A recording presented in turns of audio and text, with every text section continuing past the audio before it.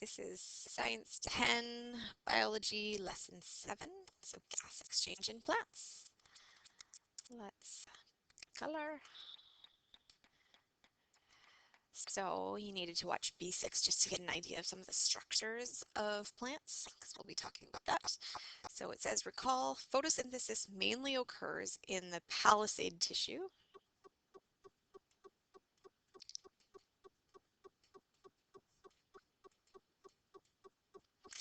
And the spongy tissue cells.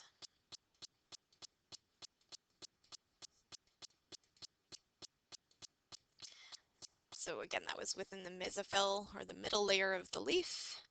So inside the cells are chloroplasts. They contain the pigment known as chlorophyll, which traps light energy. So the following is the word equation for photosynthesis. So we're getting a little chemistry here right now. Carbon dioxide plus water plus light energy produces glucose and oxygen. So it says transfer the word equation into a balanced chemical equation. So carbon dioxide, we know, is CO2. Water, H2O. Energy, we'll still write energy.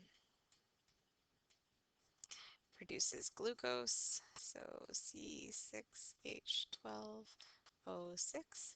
And oxygen is one of our diatomic elements. It's found as O2. So balancing it out, I'm not going to spend time doing all of this because we did it in chem. I'm just going to write it for you. So 6 carbon dioxide plus 6 water produces 1 glucose and 6 oxygen. You don't need to use energy in terms of balancing, but again, that's light energy or solar energy from the sun in order to produce, the big thing is glucose, but a nice byproduct is oxygen.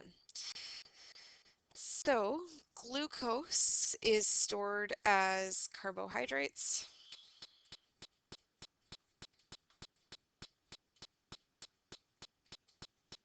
And so starch is thousands of glucose molecules linked together, and this is stored throughout the plant. So in the stems, the leaves, or the roots. So we can think of examples of all of these. So we eat celery. Celery is the stem of a plant. It has stored sugars. Leaves, we eat lettuce. We eat lettuce, that's the leaves of a plant. And roots, we eat potatoes or carrots or something like that, which are the root of the plants. So glucose is also used to be built into cellulose. And in terms of plants, that's a component in making new cell walls. So important for cell growth, for cell structure, those sorts of things. Our bodies have a tough time digesting cellulose. Cows actually have an adaptation in which they have 4 parts or 4 chambers to their stomach, and that's so they can digest this cellulose, get all of the energy from that grass that they're eating. And I always say that I have a 4-chamber stomach, and one is for desserts, one is for bacon, and one is for cheese, and one is a regular stomach. Because no matter how full I am at dinner, I can always eat dessert, and I can always eat more bacon, and I love cheese. So I'm like a cow. So cells cannot directly use glucose as a source of energy. This is because energy is stored in the bonds of glucose, and another reaction is needed in order to use that energy. So you need to convert energy to the form of ATP. So that's adenosine triphosphate. And that's basically the energy currency of the cell. If you're taking Bio 20, you are going to have a lot of stuff going on with ATP. You're going to learn a lot more specifics about photosynthesis, as well as cellular respiration. So cellular respiration begins in the cytoplasm. So the cytoplasm, again, is kind of the space between organelles. It's kind of jelly-like substance and is completed within the mitochondria.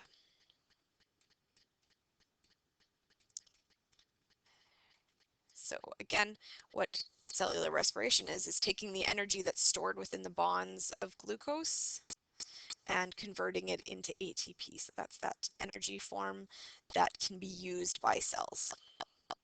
So the word equation for cellular respiration is glucose plus oxygen produces carbon dioxide and water vapor and energy in the form of ATP. So if you look up, it's the same equation as before, but in reverse. And in the other equation, we actually had solar energy or light energy. In this case, we have energy in the form of ATP. So it says transfer the word equation into a balanced chemical equation.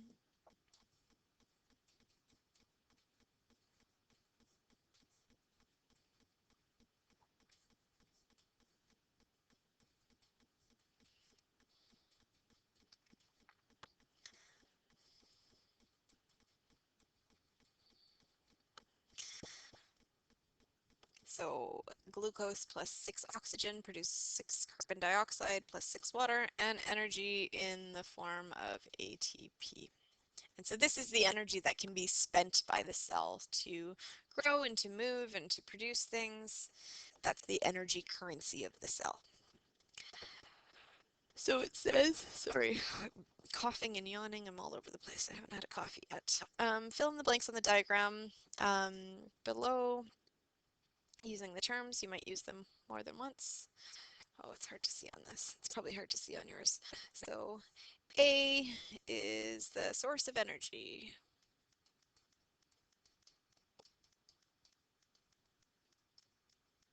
The sun. B here, so it's saying something going into the leaf. So we know that energy needs to go into the leaf, but also carbon dioxide needs to go into the leaf. And what's being released from the level of the leaf is actually oxygen and water vapor. So water as a gas is being released. So we see here there's some rain droplets and those are going in through the roots. So water actually needs to be taken in as well. So liquid water. Oh, sorry. This side is photosynthesis. I was wondering. So it's saying that this side is talking about photosynthesis. This side is talking about cellular respiration. Plants do both. We can only do cellular respiration. Plants can actually do both. Why did I write light energy for E? I'm not sure what E is actually looking for there, so we're just going to ignore that. Cellular respiration. So we know that water goes in the roots of a plant, so water needs to be taken into the plant. It's going to be releasing carbon dioxide and it's going to be requiring oxygen. So this side is photosynthesis, this side is cellular respiration. So the most important gas exchange organ in plants is the leaf. So we saw that on that last diagram, that we have carbon dioxide coming in and out of the leaf, oxygen coming in and out of the leaf, water vapor leaving the leaf. And so as we kind of saw with the last lesson, the leaf epidermis on the bottom is covered with tiny pores called stomata. And again, the singular is stoma, so one is a stoma, multiple is stomata. So recall that the spongy tissue has air spaces between the cells where gases are able to move freely through them and into the plant cells via stomata through the process of diffusion. So diffusion again is moving down a concentration gradient from an area of high concentration to an area of low concentration, and that's the movement of different gases or anything like that. So in the roots and stems, some gas exchange may occur in the cells at the surface. So most of this is happening at the level of the leaf, but a little tiny bit in the roots and a little tiny bit in the stems. So some stems have, this should be the word, bark, not bark. So Trees actually have these little thing called lenticels. Oops. CELS are lens-shaped opening that perforate the bark of trees and shrubs. So it kind of shows it on here. So these little tiny openings um, that allow a little bit of gas exchange to occur. And so these are necessary for that reason.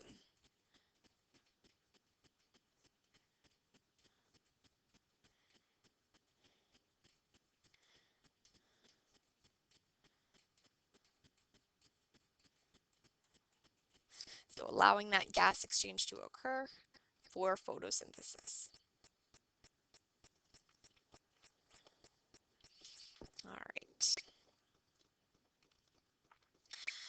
So this again is showing our cross section of our leaf. So we have that cuticle up on the top here, so that waxy substance that's secreted by that upper epidermis. And then we have our palisade cells, so they're kind of stacked nicely up. They've got lots of chloroplasts within it. Oh, I guess I'm supposed to be labeling this. So this is our upper epidermis.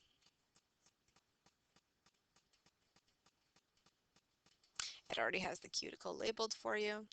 These are the palisade cells or palisade tissue cells.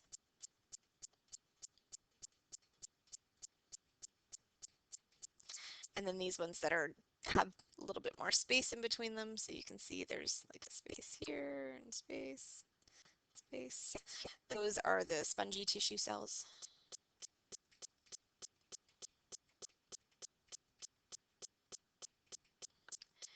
Um, so this is just showing us this great big airspace that's there. And then we have our lower epidermis. So these two, you see here, again, this is a cross section. So these are our guard cells. So this is in here, stoma. So there's an opening between those two guard cells. And here's another set of guard cells that allow, there's an opening between that allow gas exchanges to occur. And so it says label, we've already done that.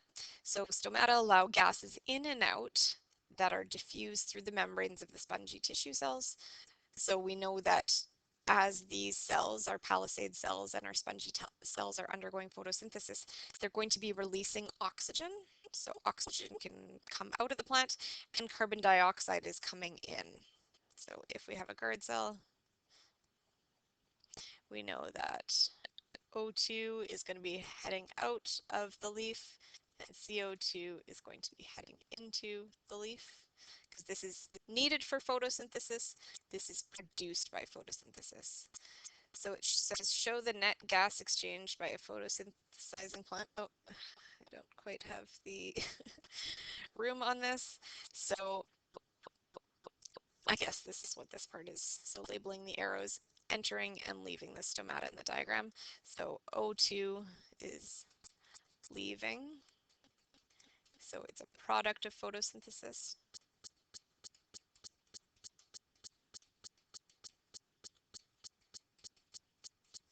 And CO2 is entering the plant. And so it's required.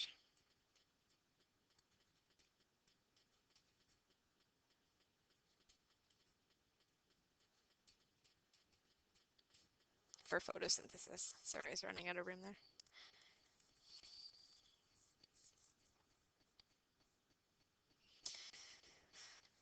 So stomata are important for this gas exchange, but they also actually kind of create a little bit of a problem.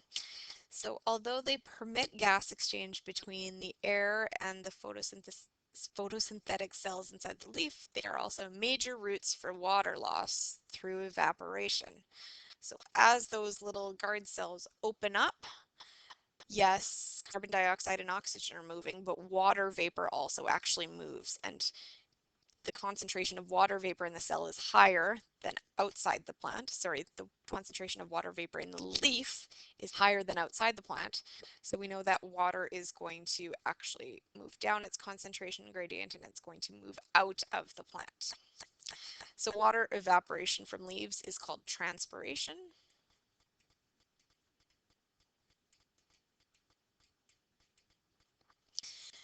And transpiration is just, again, that evaporation water from the leaves.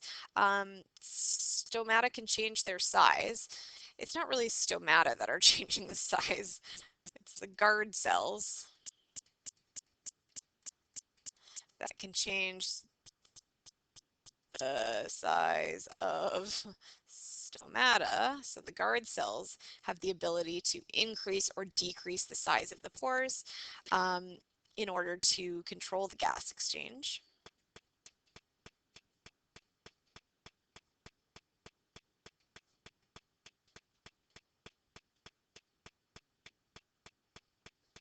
I feel like I have the same thing. And to reduce water loss through transpiration.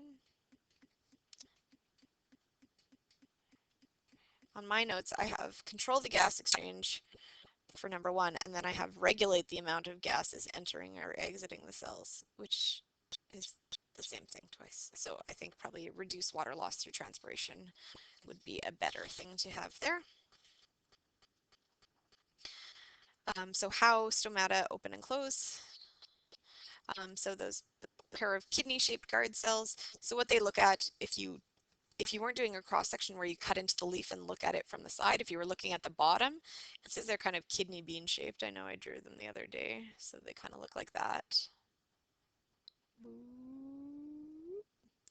So these are the guard cells. This is the stoma. I wrote stomata, but it's only one, so it should just be stoma. So a pair of kidney-shaped guard cells surround each stoma. Guard cells control the diameter, again, the size of the stoma, by changing the shape, thereby widening or narrowing the gap between those cells. When the guard cells take in water by osmosis, so again, osmosis was the movement of water, they become turgid and swell up. So when they take in a lot of water, meaning the plant is getting watered and fed and are pretty happy, the cells actually swell up. We'll look at a diagram, but what I mean by that. So high water pressure, called turgor pressure,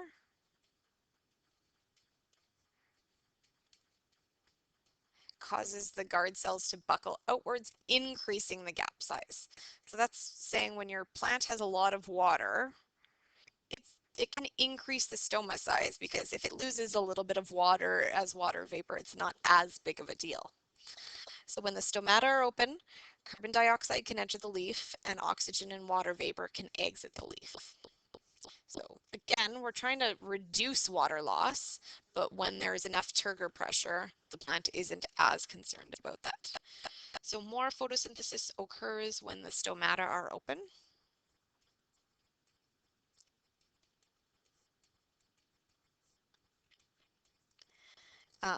Because the plant is getting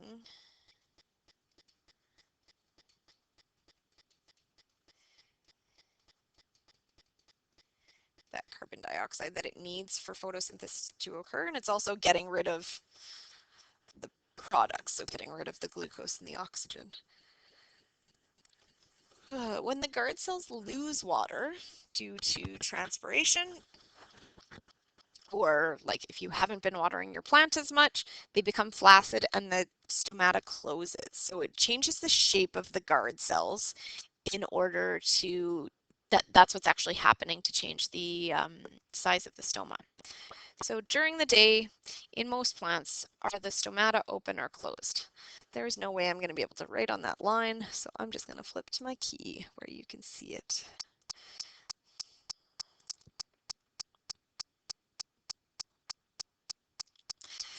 So during the day, in most plants, are stomata open or closed? Why? Are there any exceptions? So usually during the day, stomata are open. And the reason for this is photosynthesis needs to be occurring during the day, and that's because that's when the good old sun is shining. So there's lots of sunlight at this time. The exception to this is if you have a plant that hasn't been watered enough, like my plants half the time, what actually happens is those guard cells don't have enough water in it, so they have low turgor pressure, and they will close the stomata. So once there's too much water lost, too much transpiration, again, those guard cells will change their shape and the stomata close because it doesn't want to lose more water vapor due to transpiration.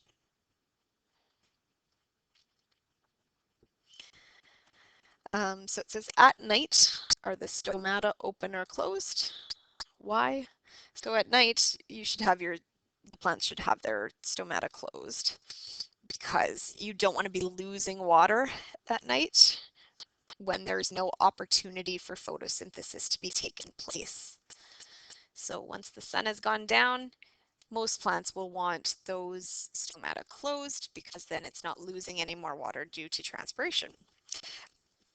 Desert plants actually open some up at night because desert plants will store carbon dioxide for photosynthesis, and desert plants are probably less likely to have their stoma open all day during the day because it's a lot hotter. So the rate of transpiration will really increase as temperature increases. And again, that's due to evaporation of water.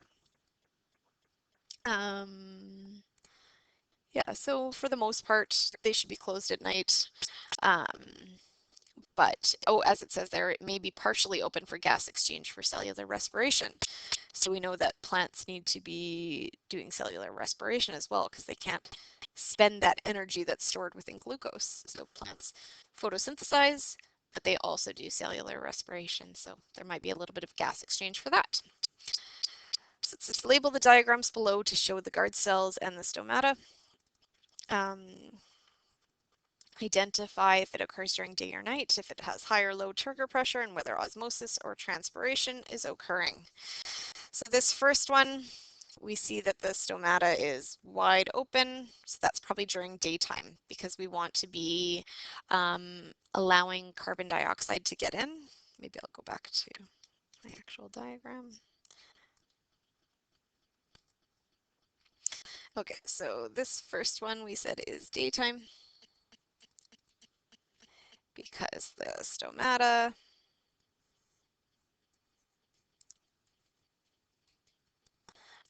these two are the guard cells. So the stomata is very open. And again, we know this is daytime because it's open and we want to get CO2 in, O2 out, and again, some H2O, water vapor out as well. So lots of gas exchange. So what actually needs to be happening again is those guard cells need to have lots of water within them. And as they have lots of water within them, they become turgid. Again, that's called turgor pressure. You don't need to worry about potassium stuff. And it allows these cells to kind of mush open and allows the stomata to open.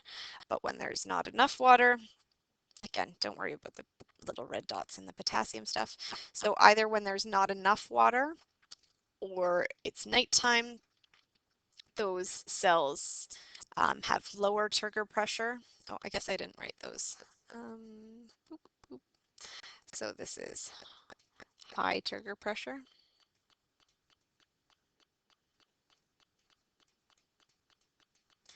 And this is when osmosis is occurring. I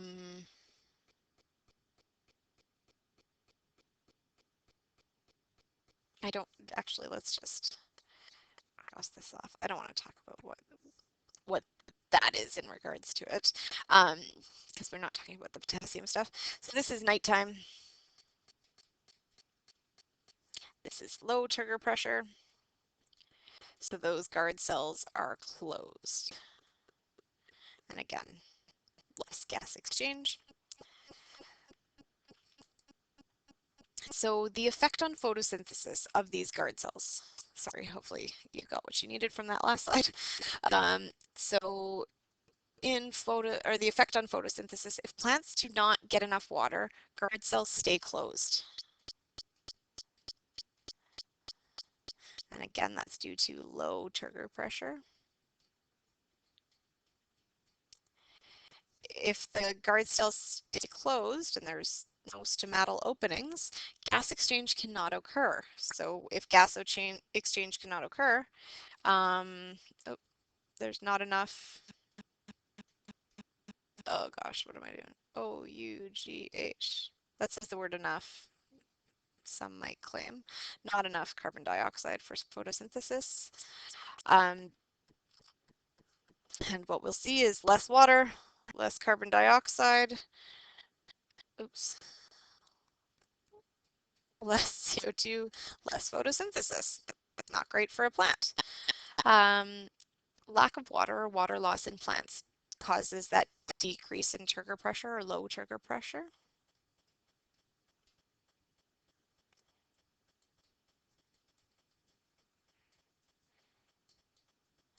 So we already have the problem of less photosynthesis occurring. If we have decreased turgor pressure in terms of plants, it actually causes wilting. So if you haven't watered your plants for a bit and you look at them, they look kind of droopy and wilted. And as soon as you water them, if you even watch for a couple of minutes, as long as they get enough water, they'll kind of perk up. And again, that's the turgor pressure throughout the plant. So not just in the level of the leaves, but also in the stem and all over the place. It will kind of perk up because that increases the turgor pressure within the plant. I usually get you guys to do these questions, but you don't have a textbook, so I'll just kind of slide it up on the screen here. So it says on the diagram below, label all of those things so you can look at that. So light energy from the sun coming in on the top through that waxy cuticle and the upper epidermis into the palisade tissues. So water and minerals moving through the xylem, so from the roots up, and sugars and other products moved via the phloem, and carbon dioxide going into the stomatal opening right here, and oxygen and water, again that's water vapor, moving out, so the water moving due to transpiration. Sorry, if you want to pause the video and write that down, I'll scroll down to the next one. You might need to pause the video again to write down the next part. So briefly describe the movement of water, gases, and minerals through the leaf. So water and minerals are transported from the roots via the xylem. So we'll talk a little bit more about that in lesson 8. Carbon dioxide enters the leaf via stomata, photosynthesis occurs, and the oxygen produced exits the leaf via the stomata. Sugar produced via photosynthesis is transported through the phloem to the roots and other parts of the plant. Okay, so you might need to pause that to write it down. And explain the role of the cuticle and stomata in the water movement, or in movement of water in a leaf. I didn't talk about this before, but the cuticle is important for protection, but it also traps moisture in so that there's no moisture being lost due to evaporation from the top side of the leaf. So that's what the cuticle's purpose is. It prevents transpiration from the top of the leaf, transpiration or just evaporation. And the stomata allows water to escape via transpiration, and the guard cells can kind of change that shape. So you might need to pause it before I shut her down. I think that's the end of B7. So we just have B8 to get through. There's no, actually, there's one worksheet and it's on both gas exchange and water movement, which is B8. So you might be able to peek at that lesson. I think it's called B8 and 9 on D2L, and you can peek at all of that. And that's the only worksheet, so you won't be able to finish it till you've done B8. So see you later.